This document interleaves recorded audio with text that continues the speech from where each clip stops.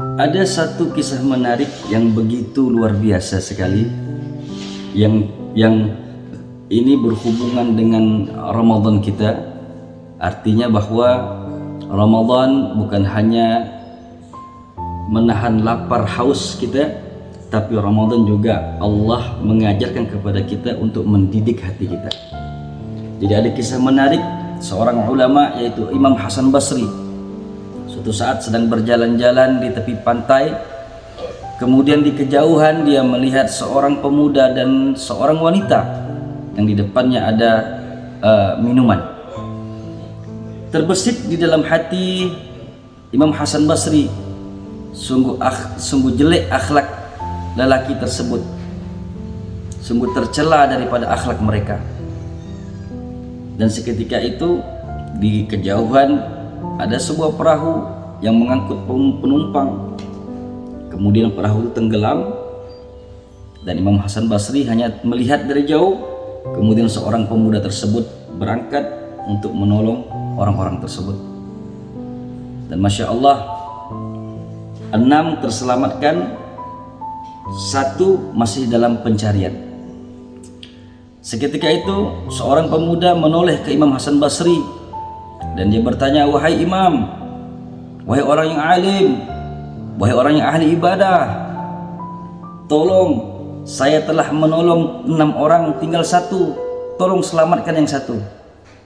Kemudian dia menoleh kepada Imam Hasan Basri yang kedua kalinya, "Ketahuilah olehmu bahwa wanita yang berada di sampingku itu adalah ibuku. Kemudian air yang ada di depanku itu adalah hanya sebuah air putih." Imam Hasan Basri tertunduk kemudian menangis. Kemudian dia berkata, "Wahai seorang pemuda, sesungguhnya yang ketujuh engkau telah menyelamatkanku daripada tenggelam daripada sifat kesombongan, tenggelam daripada sifat keangkuhan." Hikmah yang kita ambil daripada kisah ini ialah di dalam Al-Quran Allah Subhanahu wa Ta'ala berfirman, "Ya ayyuhalladzina amanu tanibu katsiran minadh-dhann inna ba'dadh-dhanni itsmun." Hai orang-orang yang beriman, kata Allah Subhanahu wa Ta'ala, jauhilah kebanyakan prasangka, karena sesungguhnya sebagian tindakan prasangka adalah dosa. Maka pada saat itu Imam Hasan Basri telah berprasangka buruk kepada seorang pemuda tersebut. Maka tanpa kita sadari bahwa mereka yang hidup di sekeliling kita, mereka yang kita anggap kotor, terkadang mereka yang kita anggap pendosa, bahwa mereka telah berbuat, mereka telah menolong sebagian umat Nabi Muhammad SAW.